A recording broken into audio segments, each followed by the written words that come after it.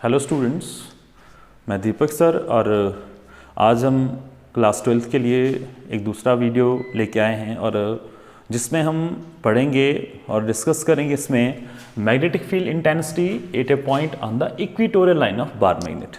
इसका जो प्रीवियस वाला वीडियो था जो कि आप देख सकते हैं, उस वीडियो में हमने डिस्कस किया था magnetic field intensity at a point on the axial line of bar magnet. तो कल हमारे पास बार मैग्नेट था और उस बार मैग्नेट के एक्सियल लाइन पर, मतलब उसके एक्स एक्सिस पर हमने एक पॉइंट कंसीडर किया था और देखा था उस पॉइंट पी पर वो जो बार मैग्नेट है वो कितना फोर्स लगाएगा और उस वहाँ पर जो मैग्नेटिक फील्ड उसका मैग्नीट्यूड कितना था। ठीक है, तो आज आपके पास दोबारा से एक बार मैग्नेट है। तो आज हमें क्या करना है, आज आपके पास दोबारा से एक बार मैग्नेट है और हम एक काम करेंगे, इस बार मैग्नेट के वाई एक्सिस पर, मतलब पॉइंट पी पर, इस बार मैग्नेट के वाई एक्सिस पर यहाँ पर, ठीक है, एक पॉइंट कंसीडर करेंगे पी। ठीक है, और देखेंगे इस पॉइंट पी पर ये जो बार मैग्नेट है ये कितना फोर्स लगाएगा, मतलब इस पॉइंट पी पर इस बार मैग्नेट का कितना मैग्नेटिक फील्ड है और वहां पर उसका मैग्नीट्यूड कितना है। अगर हम देखें तो यहाँ पे लिखा है magnetic field intensity at a point, मतलब हमारे पास एक पॉइंट पी है, हमने कंसिडर किया है एक पॉइंट पी जो कि बार मैग्नेट से कितने डिस्टेंस पर है, आर डिस्टेंस पर है। तो आप सबसे पहले एक बार मैग्नेट लेंगे और इस बार मैग्नेट से थोड़े डिस्टेंस पर, आर डिस्टेंस पर एक पॉइंट पी कंसीडर करेंगे और देखेंगे इस पॉइंट पी पर ये जो बार मैग्नेट है ये कितना फोर्स लगाएगा और उसका मैग्नीट्यूड कितना होगा, मतलब इस पॉइंट पी पर कितना मैग्नेटिक फील्ड होगा due to this bar magnet. तो यहाँ पे है magnetic field intensity at a point on the equatorial line of a bar magnet. देखिए, हम सबको पता है कि जो बार मैग्नेट होता है, bar magnet consist of two unlike poles. जो बार मैग्नेट होता है it consist of two unlike poles, south pole and north pole, and it is separated by small distance two A. तो इसका मतलब जो bar magnet होता है वो बना होता है, it consist of two unlike poles, one is south pole and another one is north pole, and both the poles are separated by small distance to a। लेकिन आपने हमें ये बताना है कि भाई कितना मैग्नेटिक फील्ड इंटेंसिटी है एट ए पॉइंट पी पर on the equatorial line of bar magnet. ठीक है, इक्वेटोरियल लाइन क्या होती है? देखिए, इक्वेटोरियल लाइन एक लाइन होती है जो बार मैग्नेट के ऊपर परपेंडिकुलर होती है। अगर हम देखें तो ओपी हमारे पास एक इक्वेटोरियल लाइन है और इक्वेटोरियल लाइन को हम अलोंग वाई एक्सिस लेते हैं। ठीक है, तो इक्वेटोरियल लाइन एक लाइन होती है जो बार मैग्नेट के ऊपर परपेंडिकुलर होती है और 90 डिग्री का एंगल बनाती है। और ये कहां पर परपेंडिकुलर होती है? इस बार मैग्नेट का जो सेंटर होगा वहां पर ये परपेंडिकुलर होती है, 90 डिग्री बनाती है। तो हमारा जो एम है, हमारे पास आज तो एक बार मैग्नेट है, तो इस बार मैग्नेट के इक्वेटोरियल लाइन पर, मतलब वाई एक्सिस पर हम एक पी कंसीडर करेंगे, पॉइंट पी कंसीडर करेंगे और देखेंगे इस पॉइंट पी के ऊपर ये जो बार मैग्नेट है ये कितना फोर्स लगाएगा और उस कितना फोर्स लगाएगा और उसका मैग्नीट्यूड कितना होगा। लेकिन हमें पता है हमारे पास ये जो बार मैग्नेट है इसके दो पोल्स हैं, एक है साउथ पोल और एक है नॉर्थ पोल। तो जाहिर सी बात है इस पॉइंट पी के ऊपर साउथ पोल भी फोर्स लगाएगा, नॉर्थ पोल भी फोर्स लगाएगा। ठीक है, तो सबसे पहले हम देखेंगे कि इस पॉइंट पी के ऊपर इस बार मैग्नेट का जो साउथ पोल है इसकी वजह से यहां पर कितना मैग्नेटिक फील्ड है, मतलब कितना फोर्स लग रहा है और उसका मैग्नीट्यूड कितना है। सबसे पहले हम वो डिराइव करेंगे। तो calculation of B1 where B1 is a magnetic field at point P due to south pole of the bar magnet. Okay, तो ये हमारे पास रिलेशन आ जाएगा। उसके बाद दोबारा से हम देखेंगे कि इस पॉइंट पी के ऊपर इस बार मैग्नेट का जो नॉर्थ पोल है वो कितना फोर्स लगा रहा है और उसका मैग्नीट्यूड कितना है। तो हम ये दूसरा रिलेशन निकालेंगे। तो देखिए, हमें पता चल गया कि इस बार मैग्नेट का जो साउथ पोल है और नॉर्थ पोल है वो कितना फोर्स लगा रहे हैं पॉइंट पी पर, मतलब इक्वेटोरियल पॉइंट पर। ठीक है, और उसका मैग्नीट्यूड कितना है। इसका मतलब हम अब देख सकते हैं कि इस पॉइंट पी के ऊपर ये जो बार मैग्नेट है ये कितना टोटल फोर्स लगाएगा। ठीक है, तो इसको थोड़ा सा शुरू करते हैं। इसके लिए सबसे पहले हम कंसीडर करते हैं कि हमारे पास एक बार मैग्नेट है। ठीक है, let us take a bar magnet. सबसे पहले आप कंसीडर करें कि आपके पास एक बार मैग्नेट है NS। ठीक है, मतलब हमारे पास एक मैग्नेट है जिसके दो पोल्स हैं, एक है साउथ पोल, एक है north pole, and both the poles are separated by small distance two A. ठीक है, अगर इस पूरे बार मैग्नेट की जो लंबाई है, जो लेंथ है 2a है और हम सपोज करते हैं कि इस बार मैग्नेट का जो सेंटर है वो O है। ठीक है, तो अगर S से लेके N तक इसकी लंबाई, इसकी लेंथ 2a है, तो S से लेके O तक इसकी लेंथ होगी a, and O to N इसकी लेंथ होगी a, मतलब a plus a again twice of a। ठीक है, तो सबसे पहले हम कंसिडर करेंगे कि हमारे पास एक बार मैग्नेट है और लेट करेंगे कि इस बार मैग्नेट की जो लेंथ है वो कितनी है, 2a है। Let 2a be the length of the bar magnet and let O be its centre, और हम मानते हैं जो O है ये इस बार मैग्नेट का सेंटर है। ठीक है, उसके बाद हम कंसीडर करते हैं, हम सपोज करते हैं let P be the point, हम सपोज करते हैं कि P हमारा कंसिडरेशन पॉइंट है जहां पर हम देखना चाहते हैं कि ये जो बार मैग्नेट है ये कितना फोर्स लगाएगा और उसका मैग्नीट्यूड कितना होगा। तो हमें लिखना पड़ेगा, लिखेंगे let P be the point on the equatorial line of a bar magnet at a distance r from the center of the bar magnet। हमने कंसिडर किया कि P हमारा कंसिडरेशन पॉइंट है जहां पर हम देखना चाहते हैं कि ये बार मैग्नेट जो है वो कितना फोर्स लगाएगा और उसका मैग्नीट्यूड कितना होगा। लेकिन हमारा जो पॉइंट P है, जो हमारा कंसिडरेशन पॉइंट है, वो बार मैग्नेट के सेंटर से कितने डिस्टेंस पर है, r डिस्टेंस पर। ओके, उसके बाद सच दैट हम लिखेंगे यहां पे OP, मतलब ये जो OP डिस्टेंस है ये कितना है, r, मतलब हमारा जो पॉइंट P है जहां पे हम ये देखना चाहते हैं कि ये जो बार मैग्नेट है ये कितना फोर्स लगाएगा और उस मैग्नेटिक फील्ड का, उस फोर्स का कितना मैग्नीट्यूड होगा। तो हमारा कंसिडरेशन पॉइंट बार मैग्नेट के सेंटर से कितने डिस्टेंस पर है, r डिस्टेंस पर। तो हमें लिखना पड़ेगा OP equal to r। Okay, तो देखिए हमें ये नहीं पता, हमें पता है कि OP जो है r, बट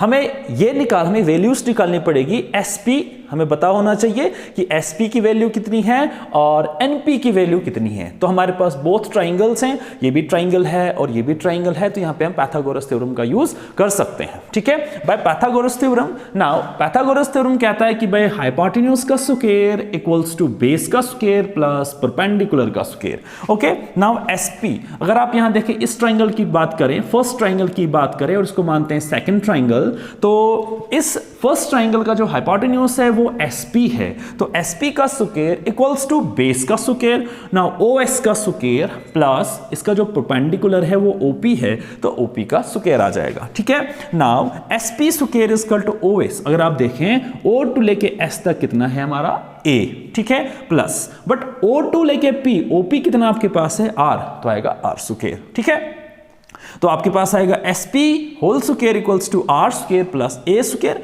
देखिए vector addition is commutative associative, तो हम इसको लिख सकते हैं A square plus R square की जगह हम R square plus A square drive लिख सकते हैं, राइट कर सकते हैं।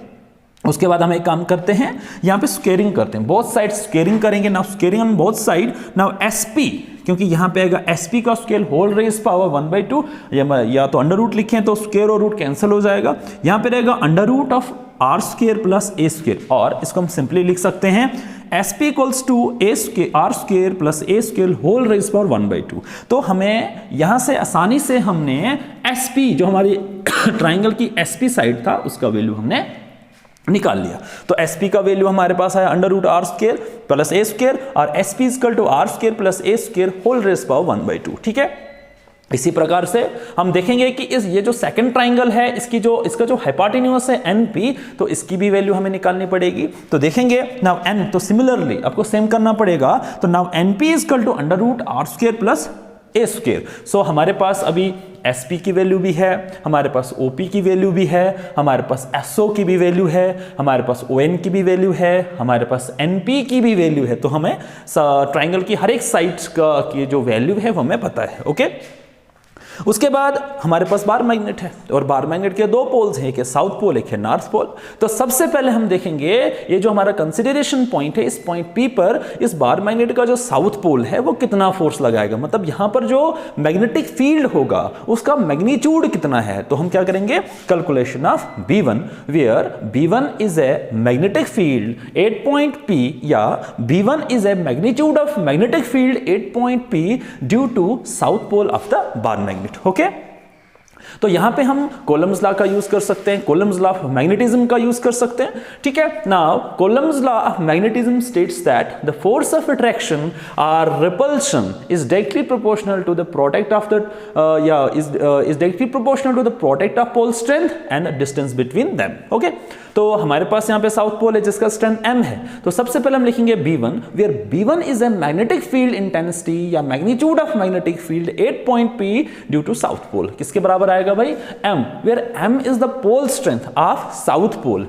divided by SP. According to the definition of Coulomb's law of magnetism हमें डिस्टेंस का लेना है स्क्वायर, ठीक है। तो यहाँ पे SP, तो SP का आएगा स्क्वायर, बट हमारे पास B1 equal to mu naught by 4 pi, where mu naught is absolute permeability of free space. Now m is a pole strength of south pole. SP अगर आप देखें तो SP की वैल्यू हमारे पास है, ठीक है। SP की वैल्यू आपके पास है under root are square plus A square, तो हम SP की वैल्यू यहां पे लिखेंगे तो mu naught by 4 pi m divided by under root are square plus A square whole raise power 1/2। और अगर हम यहाँ पे देखेंगे तो यहाँ पे हमारे पास स्क्वायर और रूट कैंसिल हो जाएगा, ठीक है। तो रिक्वायर्ड हमारे पास एक्सप्रेशन जो रहेगा B1 is equal to mu naught by 4 pi m divided by r square plus A square. So this is our required magnitude of magnetic field 8 point P due to south pole of the bar magnet, okay.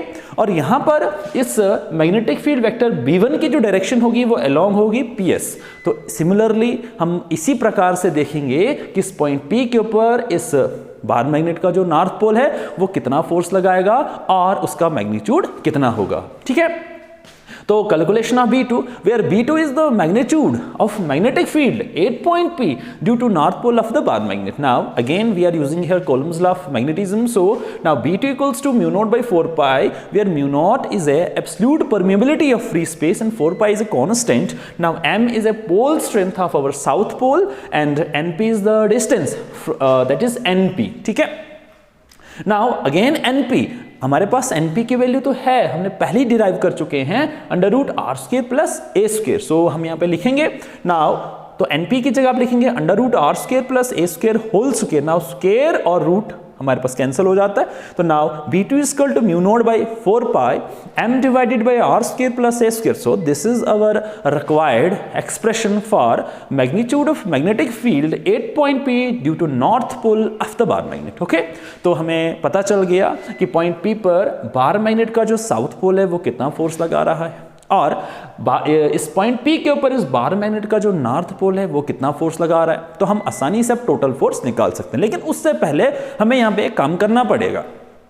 हमारे पास यहाँ पे देखिए B1 force due to मतलब magnitude of magnetic field due to south pole की direction है अंदर की तरफ, और अगर यहाँ पे हम देखें तो पॉइंट P के ऊपर जो नॉर्थ पोल फोर्स लगा रहा है उसकी डायरेक्शन है अलोंग P के, ठीक है। तो हम एक काम करते हैं, हम यहाँ पे 11th क्लास में हम एक टॉपिक पढ़ते थे काइनेमैटिक्स के अंदर, और उसके अंदर एक सब यूनिट है वेक्टर्स। वहाँ पे हम एक कॉन्सेप्ट पढ़ते हैं rectangular components of A vector, ठीक है, इन 2 डायमेंशन, या rectangular components of A vector in 2 dimension. वहाँ पे हम क्या करते हैं, हम वेक्टर को रिजॉल्व करते हैं 2 एक्सिस में, along X axis and along Y axis. तो हम क्या करेंगे नाउ, रिजॉल्व हम B1 को 2 कंपोनेंट वेक्टर्स में रिजॉल्व करेंगे, ठीक है। तो यहाँ पे हम B1 को 2 कंपोनेंट वेक्टर्स में रिजॉल्व करेंगे और B2 को भी 2 कंपोनेंट वेक्टर्स में रिजॉल्व करेंगे, स्प्लिट करेंगे। Now resolve B1 into 2 component vectors, ठीक है। तो आप यहां पर जो मैग्नेटिक फील्ड वेक्टर B1 है इसको आप रिजॉल्व करें 2 कंपोनेंट वेक्टर्स में,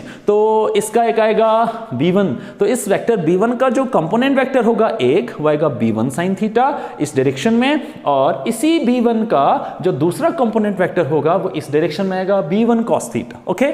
और उसके बाद हमारे पास जो B2 है, ठीक है, तो अब B2 को भी रिजॉल्व करें 2 कंपोनेंट वेक्टर्स में, तो इस B2 का जो फर्स्ट कंपोनेंट वेक्टर आएगा वो आएगा B2 sin थीटा और इसका दूसरा कंपोनेंट वेक्टर आएगा B2 cos थीटा। बट अगर हम यहां पे देखें B1 sin थीटा, ये जो B1 sin थीटा फोर्स है ये भी P पर लग रही है, ओके। तो B2 sin थीटा फोर्स भी P पर ही लग रही है, मतलब 2 इक्वल फोर्सेस सेम पॉइंट पर लग रही हैं। तो हम लिखेंगे नाउ द कंपोनेंट्स, अगर हम देखें now the components B1 sin theta and B2 sin theta are equal and opposite. तो यहां पे अगर हम देखें भाई आपके पास यहां B1 sin थीटा है, पॉइंट P पर लग रहा है, डाउनवर्ड डायरेक्शन है, B2 sin थीटा है, सेम पॉइंट P पर लग रहा है लेकिन अपवर्ड डायरेक्शन है। इसका मतलब हमारे पास दो कंपोनेंट वेक्टर्स थे, एक है B1 sin थीटा, एक है B2 cos थीटा। दोनों फोर्सेस इक्वल हैं लेकिन अपोजिट डायरेक्शन में लग रही हैं and they act at same point. इसका मतलब दो फोर्सेस लग रही हैं सेम पॉइंट पर, दोनों फोर्सेस की डायरेक्शन अपोजिट है, तो ये दोनों फोर्सेस जो है बैलेंस हो जाएंगे, ये यहां पे कैंसिल हो जाएंगी। तो हमारे पास यहां पे रिक्वायर्ड फोर्स रहेगी B1 cos थीटा और B2 cos थीटा, जो कहां पर लग रहा है, पॉइंट P पर। ठीक है, तो अब हम निकाल सकते हैं कि कितना टोटल फोर्स लग रहा है, मतलब कितना टोटल मैग्नेटिक फील्ड लग रहा है 8 पॉइंट P पर due to this bar magnet. तो आपको क्या करना पड़ेगा भाई, आप इन दोनों फोर्सेस का सम निकालें तो आपके पास आ जाएगा। ठीक है, हम लिखेंगे total magnetic field 8 point P due to the bar magnet is given by, so B, where B is the magnitude of magnetic field 8 point P due to bar magnet. Okay, तो ये किसके बराबर आएगा ना, B1 cos थीटा हमारे पास आएगा B1 cos theta, because point P पर B1 cos theta force लग रही है और B2 cos थीटा फोर्स लग रही है, तो किसके बराबर आएगा। Now B is a total magnitude of magnetic field 8 point P due to the bar magnet. Okay, किसके बराबर आएगा ना, B1 cos theta plus B2 cos theta. But हमारे पास B1 की वैल्यू है, हमारे पास B2 की वैल्यू भी है, क्यों ना हम B1 और B2 की वैल्यू को इस वाली इक्वेशन में पुट कर दें। तो लिखेंगे put the value of B1 and B2 from first and second. Okay, now B equal to B1 की वैल्यू है mu naught by 4 pi m whole divided by r square plus a square. तो यहाँ पे cos theta है तो cos theta यहीं पे रहेगा। नाउ अगेन, तो यहाँ पे B2 की वैल्यू है mu naught by 4 pi m divided by r square plus a square cos theta. अगर हम देखें तो दोनों टर्म्स सेम हैं, तो इनका हो जाएगा एडिशन। ठीक है, तो आएगा twice of mu naught by 4 pi m by r square plus a square cos theta. But अभी हमें यहाँ पर cos थीटा की वैल्यू चाहिए, निकालना पड़ेगा। तो कहां से निकालेंगे, अगर हम ये वाला ट्राइंगल यूज करें तो फ्रॉम ट्राइंगल SOP, तो फ्रॉम ट्राइंगल SOP से हम cos थीटा की वैल्यू आसानी से डिराइव कर सकते हैं। Okay, now from triangle SOP हमें चाहिए cos थीटा, और cos थीटा होता है बेस अपन हाइपोटेन्यूज। तो इसका बेस अगर देखा जाए तो SO है और इसका हाइपोटेन्यूज जो है वो SP है। Okay, now cos theta is equal to SO, तो आपके पास जो SO है वो कितना है, A whole divided by SP। देखिए आपके पास SP की वैल्यू ऑलरेडी है, यहां पे देखें आप r square plus a square whole raise power 1/2, तो आप यहां पे पुट कर सकते हैं। ठीक है, इसका मतलब आपके पास cos थीटा की वैल्यू आ गई, तो आप एक काम करें, इस cos थीटा की वैल्यू को आप इस रिक्वायर्ड इक्वेशन में पुट कर दें।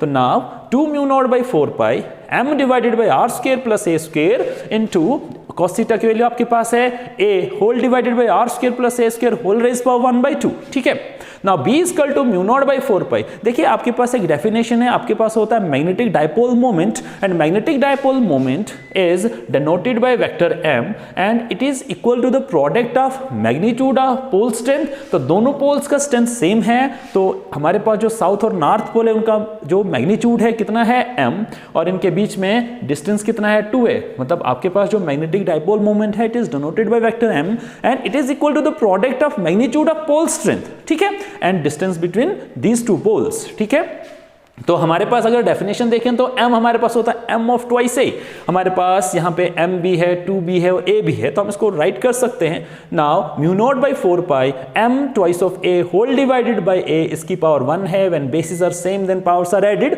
Now r square plus a square whole raise power 3/2, but हमारे पास डाइपोल मोमेंट भी रहता है। नाउ m ऑफ 2a, तो ठीक है, m of 2a equal m magnetic dipole moment, तो m ऑफ ट्वाइस a की जगह हम कैपिटल M को राइट कर सकते हैं। ठीक है, तो आएगा b equal to mu naught by 4 pi m whole divided by r square plus a square whole raise power 3/2। But अगर हम मानते हैं कि ये पॉइंट P बहुत दूर है, मतलब इस डाइपोल से इस बार मैग्नेट से काफी डिस्टेंस पर है, तो मानते हैं आपका जो पॉइंट P है यहां पर है, तो जाहिर सी बात है ये जो r डिस्टेंस होगा ये ग्रेटर देन होगा as compared to the a, as compared to the length of dipole. तो ठीक है, now if r square, that means if our point of consideration is so far, then r square is greater than a square. ठीक है, तो in this case a square can be neglected, because उस केस में जो dipole का length होगा वो बहुत स्मॉल होगा और हमारा जो पॉइंट ऑफ कंसिडरेशन का लेंथ होगा वो बहुत ज्यादा होगा।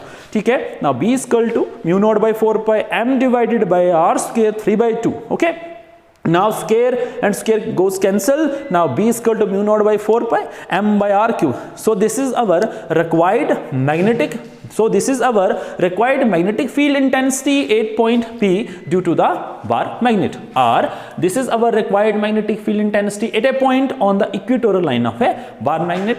Thank you.